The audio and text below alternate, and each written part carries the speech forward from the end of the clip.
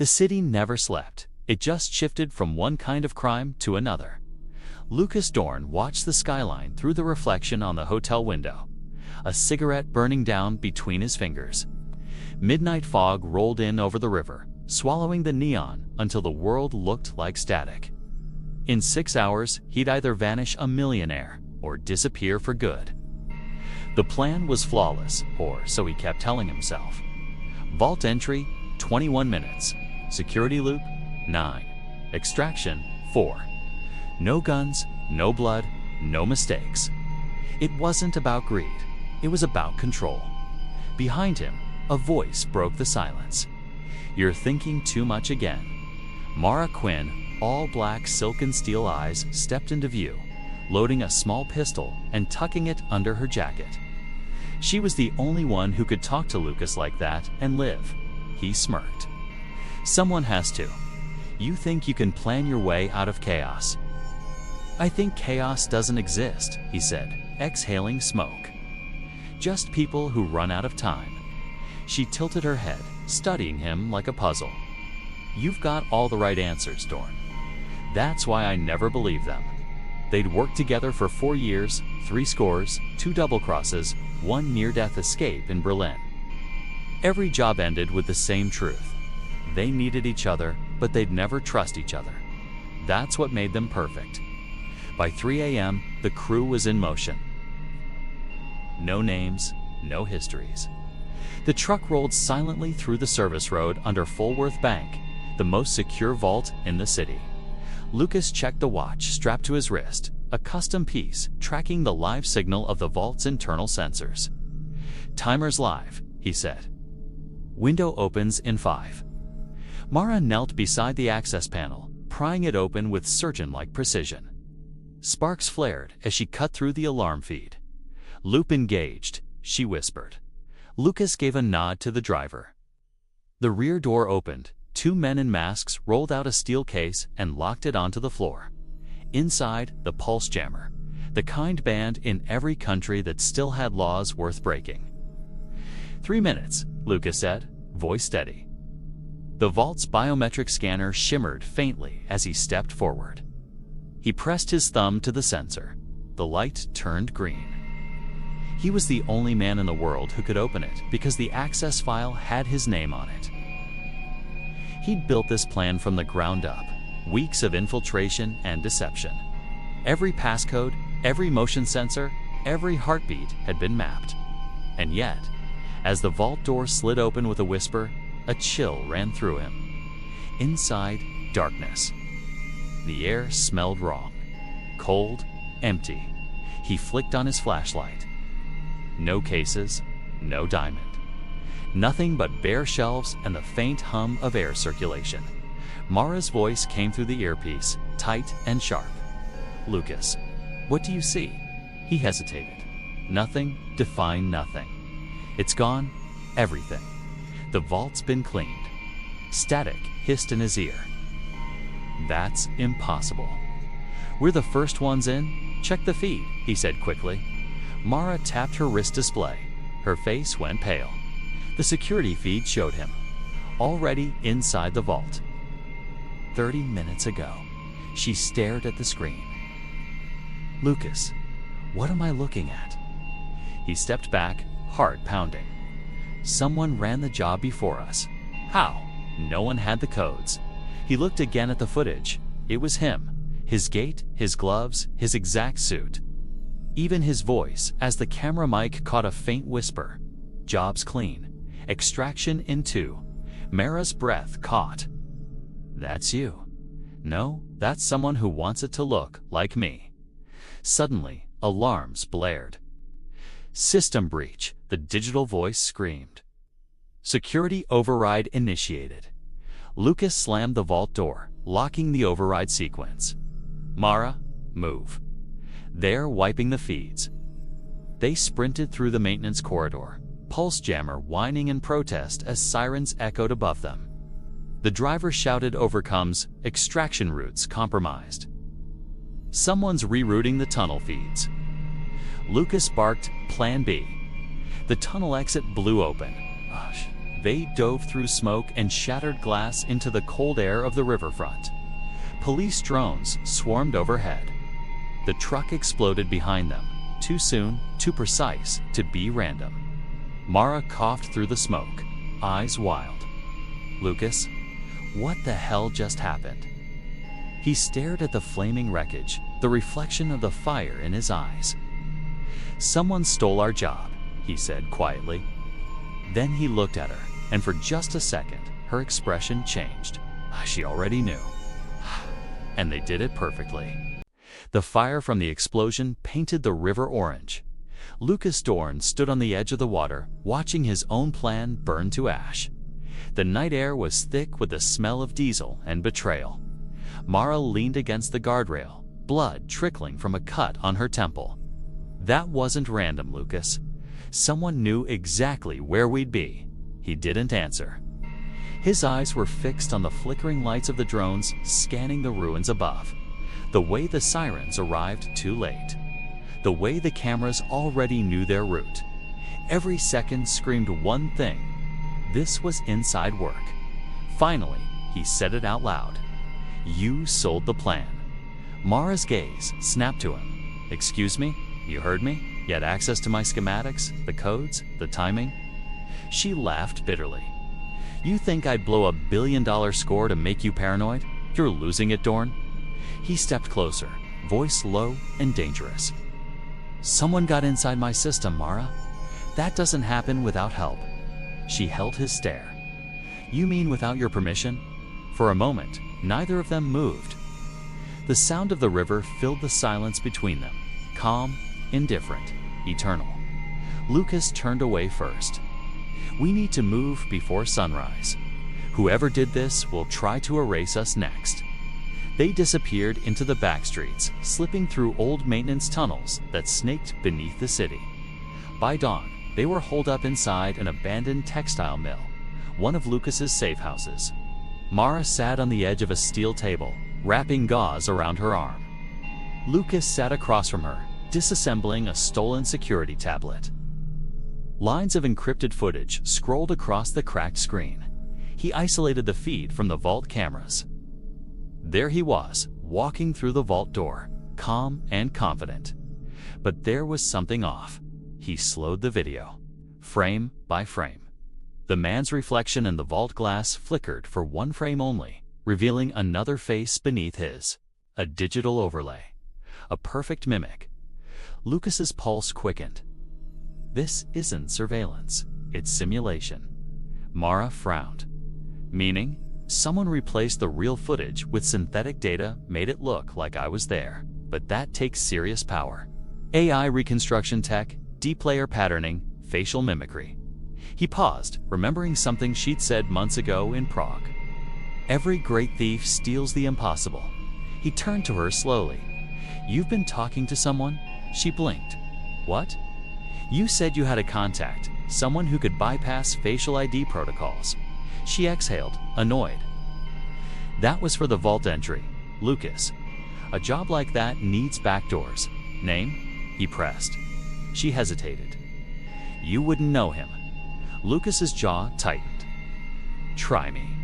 Before she could answer, the tablet beeped. A new file had appeared.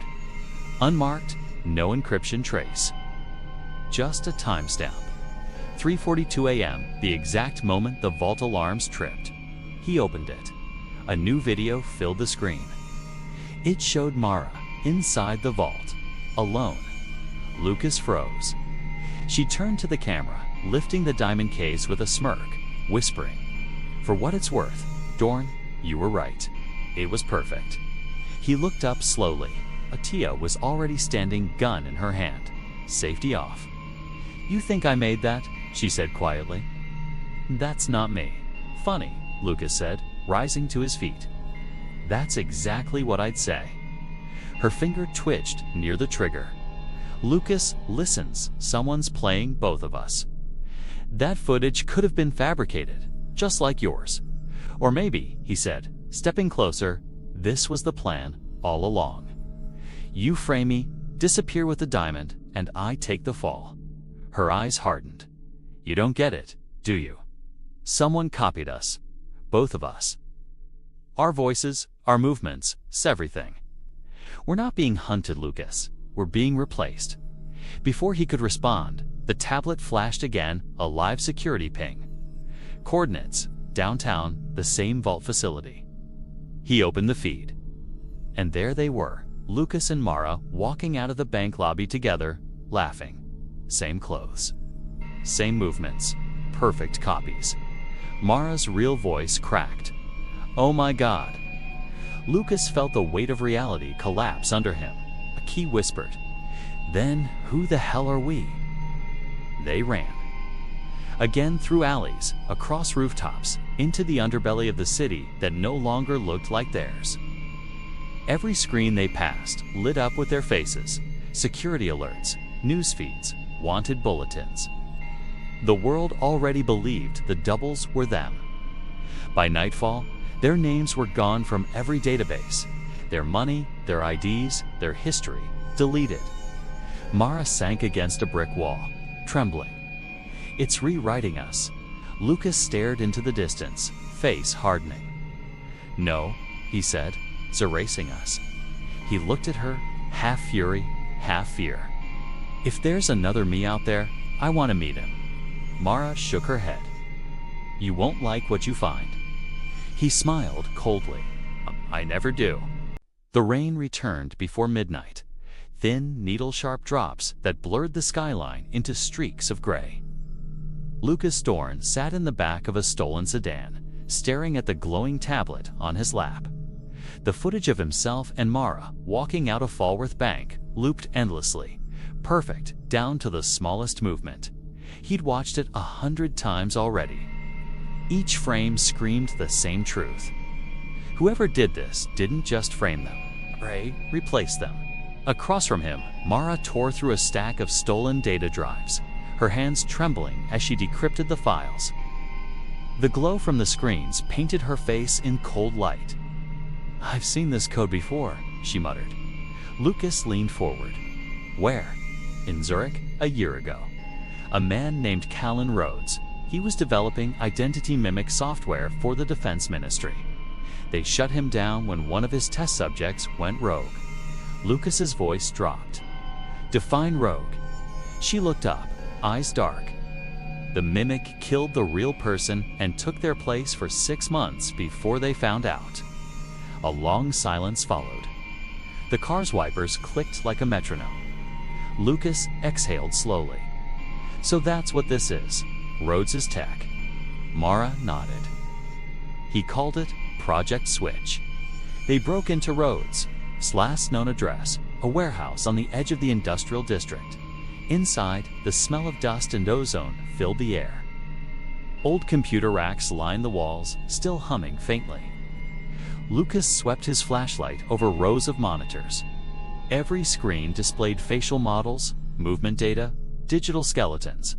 His own face appeared on a dozen of them.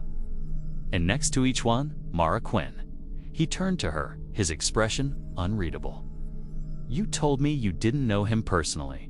I didn't, she snapped. I only knew the software existed. Then why does it say primary template? Mara Quinn on half these files. Her silence said enough. Lucas felt anger surge up like static under his skin. You weren't just helping him. You were the test. Mara finally spoke, soft, trembling. I didn't have a choice, Lucas. I was deep in debt, running from Interpol. Rhodes offered me a new identity. He promised he'd erase my past. He stared at her. And what did you give him in return? She met his gaze. Access to your systems. He took a step back, disgust and realization twisting together. You sold me out. No, she said sharply. I didn't know he'd use it. He vanished months ago. I thought he was dead. Lucas walked past her toward the main terminal, jaw tight. Apparently not. He keyed into the system's command shell. Lines of data flickered access logs, operation files, transfer records. One in particular stood out. Project Switch, active pair, Dorn, Quinn. Last sync, 3:42 a.m. the timestamp from the vault heist. Mara swallowed. He cloned us. Lucas scrolled further, his eyes caught on a live feed. Two figures sat in a brightly lit lab, speaking to technicians. Their movements, expressions, even their voices, were identical to his and Mara's. Jesus, he muttered. Mara stepped closer, voice breaking. That's them. The copy's Lucas's reflection stared back at him from the screen, smirking faintly. If you're watching this, congratulations, the mimic said. You did all the hard work for me. Lucas's pulse thundered. Project Switch wasn't about identity theft. The recording continued. It was about evolution. You built the plan. She sold the access. Together, you made me. The perfect version of both of you. The video ended with a single phrase. The only way to win the game is to stop playing, Mara whispered. We have to shut it down. Lucas nodded grimly. We can't kill what we can't find. Then he noticed something flashing in the corner of the screen. A location tag. Server hub, Sector 9, core storage. He smirked. Looks like Rhodes left his back door open. Mara's voice wavered. You're not thinking straight. If you go there, then I finish what we started. She grabbed his arm. Lucas, stop. This isn't just a job anymore. This is, he pulled free. You think I care? He took my face, my name, my life. If he wants to be me, he can die like me too. They drove in silence through the city's industrial outskirts. Every billboard, every security drone, every passing reflection felt like eyes watching them. Familiar eyes. As they neared Sector 9, Mara finally whispered, what if we don't make it? Lucas didn't look at her. Then maybe the copies will think twice before calling themselves us. The hub rose out of the fog like a fortress steel, its glass humming with energy. Lucas loaded his pistol, face set. Mara touched his hand. You know what Rhodes called his first prototype? He raised an eyebrow. She said quietly, the perfect betrayal. The data hub loomed ahead like a living thing, humming, breathing, pulsing with digital light. Lucas and Mara stood in the drizzle, eyes fixed on the mirrored facade. Beneath their reflections, other faces stared back, faint, almost invisible, like ghosts trapped under glass. Mara's whisper cut through the static rain. Are you sure about this? Lucas chambered around, checked the mag. No, but I've run out of good ideas. They stepped inside. The corridor stretched long and sterile, blue lights flickering above endless rows of servers. Every hum felt like a heartbeat. Every flicker, a breath. Lucas followed the locator on his wrist. Server core sublevel 3. Mara moved behind him, weapon drawn, nerves tight as wire. Halfway down the hall, a voice echoed his voice. You're late, Lucas. He froze. A figure stepped from the shadows. It was him. Same face, same stance, same scar on the brow. The mimic smiled, calm and cold. Behind the copy, Mara's double emerged, mirroring the real one's movements perfectly. Welcome home, the false Lucas said. We've been waiting. The real Mara's grip tightened on her gun. Where's Rhodes? The mimic chuckled. Gone? We don't need him anymore. Lucas raised his weapon. Then, what do you want? The copy tilted his head. To finish what you started. You built the plan. Mara gave the access, and Rhodes built us to replace you. But he was small-minded. He wanted control. We want freedom. Freedom. Lucas spat. Your machine's wearing stolen skin. The mimic smirked. You say that like it means something. The room dimmed. Screens around them flickered alive, showing fragments of memory, scenes of their heists, arguments, laughter, only. Some of them were wrong. Moments that never happened. Conversations they never had. Mara stared at the screens, horrified. They're rewriting us. Lucas's jaw tightened. Not yet. They're not. He fired. The mimic ducked, firing back. Sparks exploded off metal walls. Mara rolled behind a console, returning fire. The sound was deafening, chaos blending with digital hums. A stray bullet shattered a coolant pipe. Steam hissed through the air, white and blinding. Through the haze, Lucas lunged at his double. They crashed against the railing, fists swinging. It was like fighting a mirror, every move countered perfectly. "Why me?" Lucas growled. "'Cause you wanted to be unforgettable." The copy hissed, grabbing him by the throat. "Now, you'll never die. You'll just..." Update, Lucas headbutted him, sending both sprawling. Across the room, the two Maras fought in eerie synchronization. Each movement was predicted, mirrored. Finally, the real Mara broke pattern, dropping her gun, sliding low, grabbing a live cable, and jamming it into her double's chest. The mimic convulsed, shrieking sparks arcing through her body until she fell smoking to the floor. "Your turn," she hissed, toward Lucas. Lucas and his double grappled near the central console, a massive glass cylinder pulsing with energy. The mimic slammed him against it, sneering. "You can't kill progress." Lucas reached for the cable Mara had used, twisting it hard into the mimic's side. "No," he said, "but I can unplug it." The power surge ripped through both of them. Lights exploded, alarms wailed. The mimic screamed, face glitching, half machine now, half man. He fell, twitching eyes flickering between human and code. Lucas collapsed beside him, breathing hard. Mara stumbled toward the terminal, the systems melting down. "We have 60 seconds, Lucas coughed, eyes on his dying double. "Make sure it stays that way." She nodded, typing fast, overloading every circuit. The server screamed. Sparks rained from the ceiling. She turned back, reaching for him. "Lucas, come on." But he didn't move. He looked at his reflection in the cracked glass, half his face darkened by smoke, half glowing in the red alarms. He smiled faintly.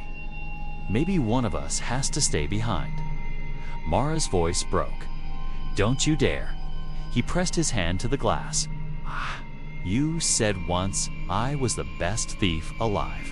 Time to prove it." She shook her head, tears streaking her soot-covered face.